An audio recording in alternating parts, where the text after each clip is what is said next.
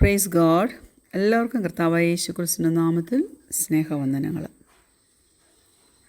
പലപ്പോഴും ട്രയൽസും സ്ട്രഗിൾസും ഒക്കെ നാം ഫേസ് ചെയ്യുമ്പോൾ അതിനകത്ത് നാം നന്ദി പറയേണ്ടതായിട്ടുള്ള ഒരു കാര്യങ്ങളും കാണാതെ ഇരിക്കുമ്പോഴും ഇന്ന് ഞാൻ നിങ്ങളോട് പറയാൻ ആഗ്രഹിക്കുന്നത്, അതിൻ്റെ മധ്യത്തിലും how can we practise gratitude. എല്ലാ സാഹചര്യത്തിനും നാം നന്ദിയുള്ളവരായിരിക്കണം. എന്ത് സാഹചര്യമായിക്കോട്ടെ ദൈവത്തിലെ, ചിലപ്പോൾ ഹെൽത്ത് ഇഷ്യൂസ് ആയിരിക്കാം, ചിലപ്പോൾ ചില നിരാശകളായിരിക്കാം, ചിലപ്പോൾ ചില ഗ്രീഫായിരിക്കാം. എങ്കിൽ പോലും അതിൻ്റെ മധ്യത്തിലും നന്ദിയുള്ളൊരു ഹൃദയം നമുക്ക് തരണമേ എന്ന് നമുക്ക് ദൈവത്തോട് പ്രാർത്ഥിക്കാം. ഇന്നൽപ്പം നേരത്തെ ചിന്തിക്കാനായിട്ട് ദാനിയേൽ 6-ാം അധ്യായം അതിൻ്റെ 10-ാം വാക്യം. എന്നാൽ രേഖ എഴുതിയിരിക്കുന്നുവെന്ന് ദാനിയേൽ അറിഞ്ഞപ്പോൾ അവൻ വീട്ടിൽ ചെന്നു. തൻ്റെ മാളിക മുറിയുടെ കിളിവാതിൽ യെരൂശലേമിന് നേരെ തുറന്നിരുന്നു. താൻ മുമ്പേ ചെയ്തു വന്നതുപോലെ ദിവസം 3 പ്രാവശ്യം മുട്ടുകുത്തി തൻ്റെ ദൈവത്തിൻ്റെ സന്നിധിയിൽ പ്രാർത്ഥിച്ച് സ്തോത്രം ചെയ്തു. Praise God. നമ്മുടെ ജീവിതത്തിൽ ദൈവം അനേക ദാനങ്ങൾ തന്നിട്ടുണ്ട്. ദൈവത്തിൻ്റെ ഒത്തിരി കരുതലുകൾ അവൻ തന്നിട്ടുണ്ട്, അല്ലേ? അവൻ്റെ ആശ്വസിപ്പിക്കുന്ന സാന്നിധ്യം, ആ കംഫർട്ടിങ് പ്രസൻസ് ദൈവപൈതലെ നീ അനുവദിച്ചിട്ടില്ലേ? അതിനെയൊക്കെ നീ അനുഗ്രഹങ്ങളായിട്ട് കാണുന്നില്ലേ? ദൈവത്തിൻ്റെ വചനത്തിൽ എന്തൊക്കെ അവൻ പറഞ്ഞിട്ടുണ്ടോ അതൊക്കെ അവൻ നമ്മെ ദിനംതോറും പഠിപ്പിച്ചുകൊണ്ടല്ലേ ഇരിക്കുന്നത്.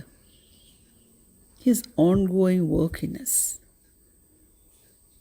ഞാൻ തീർച്ചയായിട്ടും വിശ്വസിക്കുന്നു, ഓർക്കുന്നു, ഓരോ ദിവസവും ദൈവം എന്നിലൊരു പ്രവൃത്തി ചെയ്യുന്നുണ്ട്. എൻ്റെ പ്രിയപ്പെട്ടവനിലൊരു പ്രവൃത്തി ചെയ്യുന്നുണ്ട്. എൻ്റെ കുഞ്ഞുങ്ങളിലൊരു പ്രവൃത്തി ചെയ്യുന്നുണ്ട്. അതെല്ലാം നന്മയ്ക്കായിട്ട് തീരുമെന്നും ഞാൻ വിശ്വസിക്കുന്നു. എന്നാൽ ഓർക്കണം, നമ്മുടെ ജീവിതത്തിൽ ലഭിക്കുന്ന അനുഗ്രഹങ്ങൾ, ബ്ലെസ്സിങ്സ് എൻകംപാസ് മെനി തിങ്സ്. അത് ആഴമുള്ള ചില കാര്യങ്ങളായിരിക്കാം. പക്ഷേ നമ്മൾ പലപ്പോഴും പോസിറ്റീവ് ആയിട്ടുള്ള സംഗതികൾക്ക് മാത്രമേ നന്ദി പറയാറുള്ളൂ. ശരിയല്ലേ? നാം നമ്മുടെ ജീവിതത്തിൽ ചോദിക്കുന്ന, പ്രാപിക്കുന്ന ഗുഡ് സ്റ്റഫിന് മാത്രമല്ല നന്ദി പറയേണ്ടത്. എല്ലാ സാഹചര്യങ്ങളിലും നാം നന്ദി പറയണം. ജീവിതത്തിൽ കടന്നു വരുന്ന അനുഭവങ്ങൾക്ക് നന്ദി പറയണം. കാരണം ദൈവം നല്ലവനാണ്, അവൻ ബുദ്ധിയുള്ളവനാണ്, അവൻ ദയ കാണിക്കുന്നവനാണ്. അതുകൊണ്ട് അവൻ്റെ സോവറിനിറ്റി നാം എപ്പോഴും അതിന് കീഴ്പ്പെട്ടിരിക്കണം. എന്തെങ്കിലുമൊക്കെ വരട്ടെന്നേ നമ്മുടെ ജീവിതത്തിൻ്റെ മധ്യത്തിൽ. നമുക്ക് ദൈവത്തിന് നന്ദി പറയാൻ പറ്റുന്ന ഒരു കാര്യമാണ് നമ്മുടെ ജീവിതത്തിലെ ഇരുട്ടിനെ നമ്മുടെ ദൈവം വെളിച്ചത്തിലേക്ക് കൊണ്ടുവരുന്നത്. യോഹന്നാൻ്റെ സുവിശേഷം 1-ാം അധ്യായം അതിൻ്റെ 5-ാം വാക്യം. യോഹന്നാൻ 1:5 ഇങ്ങനെ പറയുന്നു: വെളിച്ചം ഇരുളിൽ പ്രകാശിക്കുന്നു, ഇരുളോ അതിനെ പിടിച്ച് അടക്കത്തില്ല. Praise God. അതുപോലെ എല്ലാ സംഗതികളെയും ഓർഡറിലേക്ക് കൊണ്ടുവരുന്നൊരു ദൈവമുണ്ട്. കുഞ്ഞെ, നീ നിൻ്റെ ജീവിതത്തിലേക്കൊന്ന് തിരിഞ്ഞു നോക്കിക്കേ. എന്തെല്ലാം കാര്യങ്ങൾ ഡിസോർഡറിൽ പോയ സമയത്തും ദൈവം അതിനെ ഓർഡറിലേക്ക് കൊണ്ടുവന്നത്. Order out of chaos. അതിന് നമുക്ക് ഉൽപ്പത്തി പുസ്തകം 1-ാം അധ്യായം 1 മുതൽ 3 വരെയുള്ള വാക്യങ്ങൾ വായിക്കുമ്പോൾ നമുക്കതിനകത്ത് ദൈവം ചെയ്തത് കാണാൻ പറ്റുന്നുണ്ട്. ആദിയിൽ ദൈവം ആകാശവും ഭൂമിയും സൃഷ്ടിച്ചു. ഭൂമി പാഴായും ശൂന്യമായും ഇരുന്നു. ആഴത്തിന്മീതെ ഇരുളുണ്ടായിരുന്നു. ദൈവത്തിൻ്റെ ആത്മാവ് വെള്ളത്തിന്മീതെ പരിവർത്തിച്ചുകൊണ്ടിരുന്നു. വെളിച്ചം ഉണ്ടാകട്ടെ എന്ന് ദൈവം കൽപ്പിച്ചു. വെളിച്ചം ഉണ്ടായി. വെളിച്ചം നല്ലത് എന്ന് ദൈവം കണ്ടു. Praise God. ദൈവം വെളിച്ചവും ഇരുളും തമ്മിൽ വേർപിരിച്ചു. ദൈവം വെളിച്ചത്തിന് പകലെന്നും ഇരുളിന് രാത്രി എന്നും പേരിട്ടു. സന്ധ്യയായി ഉഷസ്സുമായി ഒന്നാം ദിവസം. അതായത് ഓർഡർ ഔട്ട് ഓഫ് ഖയോസ്. പിന്നീട് ദൈവം എന്ത് ചെയ്തു എന്നറിയാമോ? വേദനയിൽ കൂടി നടത്തിയിട്ട് ജയം കൊണ്ടുവന്ന അനുഭവങ്ങൾ നമുക്ക് കാണാം. അപ്പോസ്തലപ്രവൃത്തികൾ 2-ാം അധ്യായം അതിൻ്റെ 23-24 വാക്യങ്ങൾ. അപ്പോസ്തലപ്രവൃത്തികൾ 2-ാം അധ്യായം, ആക്ട്സ് ചാപ്റ്റർ 2 വേഴ്സസ് 23 and 24. നസ്രയനായ യേശുവിനെ ദൈവം തൻ്റെ സ്ഥിരനിർണയത്താലും മുന്നറിവിനാലും ഏൽപ്പിച്ചിട്ട് നിങ്ങൾ അവനെ അധർമ്മികളുടെ കയ്യാൽ തറപ്പിച്ചു കൊന്നു.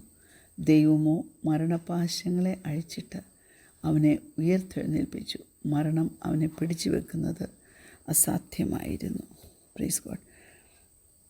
God restores what was lost. നഷ്ടപ്പെട്ടതിനെ എല്ലാം ദൈവം തിരിച്ചു കൊടുത്തു. യോബിൻ്റെ പുസ്തകം 42-ാം അധ്യായം 10-ാം വാക്യത്തിൽ നാം അത് കാണുന്നുണ്ട്. അതുപോലെ യോസഫ് പറയുന്നുണ്ട്, നിങ്ങൾ എൻ്റെ നേരെ ദോഷം നിരൂപിച്ചു, പക്ഷേ ദൈവമോ അതിനെല്ലാം ഗുണമാക്കി തീർത്തു. ദൈവപൈതലെ ഒന്ന് വിശ്വസിച്ചേ, ഇങ്ങനെയെല്ലാം ചെയ്യുവാൻ നമ്മുടെ ദൈവത്തിന് മാത്രമേ കഴിയത്തുള്ളൂ. അതുകൊണ്ട് നമ്മുടെ ജീവിതത്തിൽ ദൈവമില്ലായിരുന്നുവെങ്കിൽ കടന്നു വരുന്ന പരീക്ഷകളും പരിശോധനകളും നമ്മെ ദുഃഖത്തിലേക്ക് നയിച്ചേനെ. അതുകൊണ്ട് നമുക്കവൻ്റെ താങ്ക്സ് പറയാമേ. എല്ലാം അവൻ ചെയ്യുന്ന പ്രവൃത്തികളെല്ലാം അവസാനം നമുക്ക് അത് നന്മയ്ക്കായിട്ട് തീരും. അത് നാം വിശ്വസിക്കണം. ദാനിയേലിൻ്റെ സ്റ്റോറി നമ്മൾ കേൾക്കുകയാണെങ്കിൽ അതിനകത്ത് എന്ത് സഫറിങ്സാ അല്ലേ. ഇസ്രയേലിനെ കോൺകർ ചെയ്യാനായിട്ട് നിന്ന ഒരു ശത്രുവാണ് ബാബിലോൺ. ഹല്ലേലൂയ. എല്ലാ കുടുംബങ്ങളെയും അവൻ നശിപ്പിച്ചു.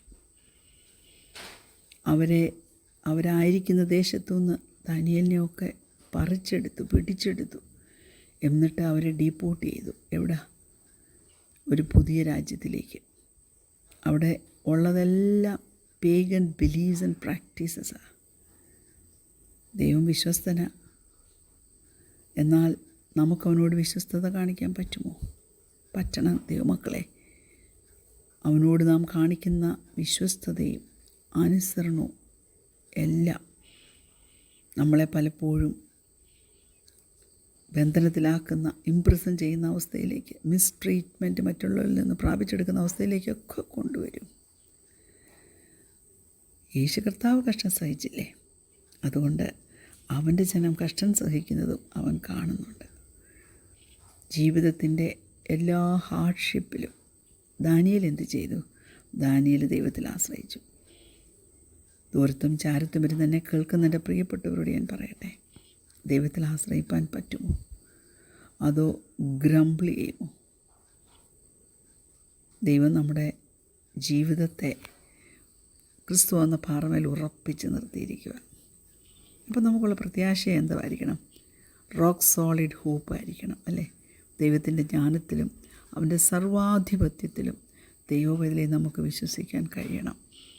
അങ്ങനെ വരുമ്പോൾ മാത്രമേ നമുക്കെല്ലാത്തിനും താങ്ക്സ് പറയാനായിട്ട് പറ്റത്തുള്ളൂ. Trials did in silence thanks giving. ഈ ഒരു സെൻറ്റൻസ് ഓർക്കുമോ നിങ്ങൾ? Trials did in silence thanks giving. അതായത് നിൻ്റെ ജീവിതത്തിൽ കടന്നു വരുന്ന പരിശോധനയും വെല്ലുവിളികളും കഷ്ടതകളും ഉണ്ടല്ലോ, ഒരിക്കലും നന്ദി പറയുന്നതിനെ ഇല്ലാതാക്കരുത്. നീ നന്ദി പറഞ്ഞു തുടങ്ങിക്കോണം. Praise God. ദാനിയേൽ എല്ലാ കാര്യത്തിനും ദൈവത്തെ പ്രൈസ് ചെയ്യുന്നവനായിരുന്നു. ഈ രാജ്യത്തിൻ്റെ ഒരു ശക്തിയും ഒരു അറിവുകളും ഒരു നേട്ടങ്ങളും നമ്മുടെ സർവ്വവല്ലഭനായ ദൈവത്തിൻ്റെ ജ്ഞാനവുമായിട്ട് നമുക്കൊന്ന് കമ്പയർ ചെയ്യാൻ പോലും പറ്റത്തില്ല. നമ്മുടെ ജീവിതത്തിൻ്റെ ഓരോ സംഗതികളിലും ദൈവത്തിന് ഒരു പ്ലാനും പർപ്പസും ഉണ്ട്. ഇന്ന് നീ കടന്നു പോകുന്നത് ഒരു താഴ്വരയിൽ കൂടെ ആയിക്കോട്ടെ, അതോ ദൈവവേദനയിൽ നീ വലിയ ഒരു ഉയർന്ന മലയുടെ അനുഭവത്തിലാണോ? ഒന്നും നിനക്ക് നഷ്ടമാകത്തില്ല കേട്ടോ. നിന്നെ ദൈവമാക്കിയിരിക്കുന്ന റോള്, നീ ആയിരിക്കുന്ന സ്ഥലം, നിൻ്റെ പൊസിഷൻ, നിൻ്റെ ബന്ധങ്ങൾ, ഇതൊന്നും നീ ആക്സിഡൻ്റലി വന്ന് പെട്ടിരിക്കുന്ന സംഗതികളല്ല. അവിടെയും പ്രിയ ദൈവ പൈതലേ, ദൈവത്താൽ സ്നേഹിക്കപ്പെടുന്ന പ്രിയ ദൈവ പൈതലേ, നീ ആയിരിക്കുന്ന സ്ഥലത്ത് നിന്നെ കൊണ്ട് ദൈവത്തിന് ഒരു ഉദ്ദേശമുണ്ട്. നീ ഇപ്പോൾ കടന്നു പോകുന്ന അനുഭവം ഒരു പണിഷ്മെൻ്റ് അല്ല കേട്ടോ. അത് നിന്നെ ഒന്ന് വളർത്തിയെടുക്കാനായിട്ട്. Praise God. ദൈവത്തിൻ്റെ മഹത്വം വെളിപ്പെടുത്താൻ എല്ലാത്തിനും ദൈവത്തിനൊരു ഉദ്ദേശമുണ്ട്. അതുകൊണ്ട് അവനിലേക്കൊന്ന് ചാര്. നിൻ്റെ വേദനയിലും ദൈവത്തിൻ്റെ വാഗ്ദത്തത്തെ നീ ക്ലെയിം ചെയ്യുക. അൺസീനായിട്ടുള്ള, അൺനോണായിട്ടുള്ള സംഗതികൾക്ക് പോലും നമുക്ക് അവനിൽ ആശ്രയിക്കാം. കാരണം എല്ലാം അറിയുന്ന ദൈവത്തെയാണ് നാം സേവിക്കുന്നത്. അതുകൊണ്ട് ജീവിതത്തിൽ ലഭിക്കുന്ന എല്ലാ ബ്ലെസ്സിങ്സിനും താങ്ക്സ് പറ. ദൈവത്തിൻ്റെ ജനറോസിറ്റി, ദൈവത്തിൻ്റെ കൃപ, അതിനെയൊക്കെ എല്ലാ ദിവസവും നീ മെഡിറ്റേറ്റ് ചെയ്യുക. ഇന്ന് പകൽക്കാലം അതിനുവേണ്ടി അല്പസമയം മാറ്റി വെക്കണമേ. നിൻ്റെ ചലഞ്ചിങ് സർക്കംസ്റ്റാൻസസിൽ മടുത്തു പോകാതെ, കടുത്തു പോകാതെ, ക്ഷീണിച്ചു പോകാതെ നന്ദി പറ ദൈവപൈതലേ. ദൈവം നിന്നെ പ്ലേസ് ചെയ്തിരിക്കുന്ന സ്ഥലമുണ്ടല്ലോ. ഫാമിലി ആയിക്കോട്ടെ, റിലേഷൻഷിപ്പ് ആയിക്കോട്ടെ, വർക്ക് ആയിക്കോട്ടെ, സിറ്റി ആയിക്കോട്ടെ, ചേർച്ച് ആയിക്കോട്ടെ, പൊസിഷൻ ആയിക്കോട്ടെ, ഹല്ലേലൂയ. നിനക്കതിന് നന്ദി പറയാൻ പറ്റുമോ? നിൻ്റെ ട്രയൽസിൻ്റെ മധ്യത്തിൽ അവന് നന്ദി പറയാൻ പറ്റുമോ? Are these ways you see him at work. അവൻ നിന്നിൽ പ്രവർത്തിക്കും. കണ്ണുകളടയ്ക്കാം. കർത്താവെ, ആക്കിയിരിക്കുന്ന അവസ്ഥയ്ക്കായി സ്തോത്രം, ആക്കിയിരിക്കുന്ന സ്ഥലത്തിനായി സ്തോത്രം, ചുറ്റുപാടുകൾക്കായി സ്തോത്രം, എല്ലാത്തിനും നന്ദി, നന്ദി, നന്ദി യേശുവേ. Amen. Praise God. God bless you all.